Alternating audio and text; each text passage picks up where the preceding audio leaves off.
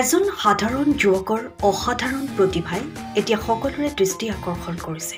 হয়, এইগৰাকী যুৱকৰ নাম দীপাংকৰ গগৈ।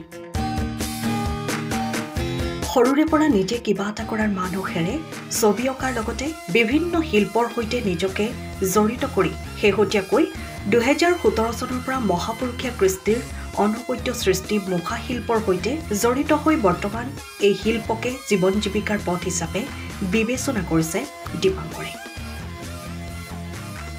বাঁহ বেতেৰে বিভিন্ন সময়ত ৰাস ভাওনা আদিত প্ৰয়োজনীয় মুখাৰ লগতে চিমেণ্টেৰেও বিভিন্ন মুখা প্ৰস্তুত কৰিছে এইগৰাকী উদীয়মান শিল্পীয়ে। লগতে প্ৰয়োজন সাপেক্ষে নিজে এইসমূহ মুখা নিজে পৰিধান কৰি ৰাইজৰ আগত প্ৰদৰ্শন কৰি বিশেষ জনপ্ৰিয়তা লাভ কৰিবলৈ সক্ষম হৈছে দীপাংকৰে।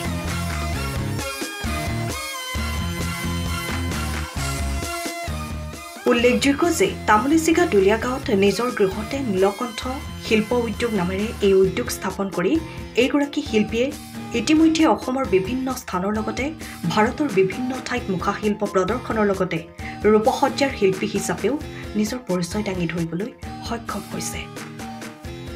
অৱশ্যে চাহিদা অনুসৰি আৰ্থিক দৈন্যতাৰ বাবে আগবাঢ়িব পৰা নাই দীপাংকৰে।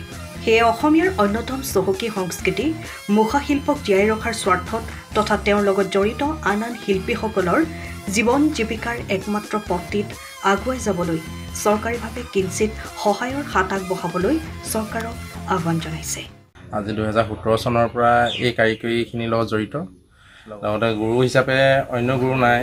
আজান ৰহমান ছাৰতে প্ৰথম আৰ্ট শিকিছিলোঁ শিৱসাগৰ। তাৰপিছত চিনাকি হ'লোঁ প্ৰদীপ দা যোৱাবাৰী। তেওঁৰ পৰাই ৰাসৰ সা সৰঞ্জামখিনি ল'লোঁ। 2017 চনৰ পৰা নিজে ভাওনা ইত্যাদিমূলক এই ভাওনা মুখা কিছুমানো বনাইছিলোঁ। তেনেকৈ ভাওনাৰ লগত জড়িত হ'লোঁ। কাৰিকৰী বিদ্যাখিনি আছে কাৰণে এনেকৈ চলি আছোঁ আৰু।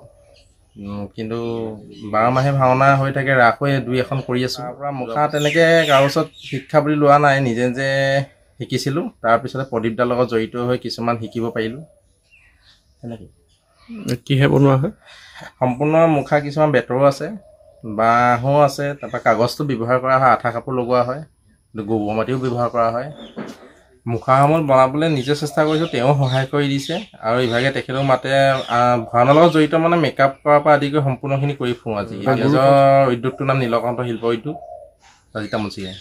মোৰ লগত 4-5জন ল'ৰাও আছে। আৰু তেনেকৈ দিল্লীলৈও গৈছিলোঁ মেকআপৰ কাৰণে, আপোনাৰ NSDত তাতো মেকআপ কৰি আহিছোঁগৈ। আপোনাৰ বৰপেটা গোৱালপাৰা সেইবোৰতো গৈ ফুৰিছোঁ। চলিব যায়, কিন্তু আৰ্থিকটো অকণমান কম কাৰণে অকণমান অসুবিধা এটা হয় কিছুমান ক্ষেত্ৰত। চৰকাৰে যে আমাক যদি সেইখন সহায় আগবঢ়ায় তেতিয়া আমিও আগবাঢ়িব পাৰিম আৰু এই আমাৰ সংস্কৃতিটো বিশ্ব দৰবাৰলৈ লৈ যাব পাৰিম। তেওঁলোকক সেইটোৱে আহ্বান কৰিছোঁ। আপুনি ঘৰখনত জাপানী চৌকাত দৰ্জা, খিৰিকী, গ্ৰিল, গেট আদি লগাব বিচাৰে নেকি, যিবোৰ দীৰ্ঘদিন অটুট থাকিব? তেন্তে পলম নকৰিব, আমাৰ বিপণীলৈ আহক। যোৰহাটৰ একমাত্ৰ আমাৰ বিপণীত এনে উন্নত সামগ্ৰী উপলব্ধ। এই মেচিনটোৱে বেণ্ড কৰা হয়, দৰ্জা চৌকাত আৰু উইণ্ডো বনোৱা হয়। বাকী আমাৰ গেনব্লাইজত হয় এইবিলাক। আমাৰ ঠিকনা শ্ৰীৰাম এলুমিনিয়াম চেণ্টাৰ, DCB তিনিআলি, তৰাজান, যোৰহাট 785006। যোগাযোগৰ নম্বৰ 8638967754 অথবা 9401552548। পাল্লা বনোৱা আছে, গেলমেনাইজৰ হয়। এইটো প্ৰেছ ষ্টীল বুলি কয়। গেলমেনাইজৰ উইণ্ডো হয়। ইয়াত ষ্টীলৰ এইবিলাক গ্ৰিল দিয়া আছে, এক্সট্ৰাকে গ্ৰিল প্ৰয়োজন নাই। গ্ৰিল চব লাগি গৈছে। আৰু এইফালে মস্কিটো নেটো দিব পাৰে। এইটো মস্কিটো নেট, এইফালে বেক চাইডে মস্কিটো নেটৰ পাল্লা আছে। পকাত নি পিনে ঘৰটো আৰম্ভ কৰোঁতে লৈ যাবলগীয়া হয়। তেতিয়া পকাত দি দিলে মানে ইয়াত ঢেলাই সোমাই যাব, মছলা সোমাই যাব। বালি মছলাটো ভৰাই দিলে মানে মজবুত হৈ যাব। ইয়াৰ সময়ৰ খবৰ সময়ত পাবলৈ ফ'ল' কৰক টাইম অফ আছাম।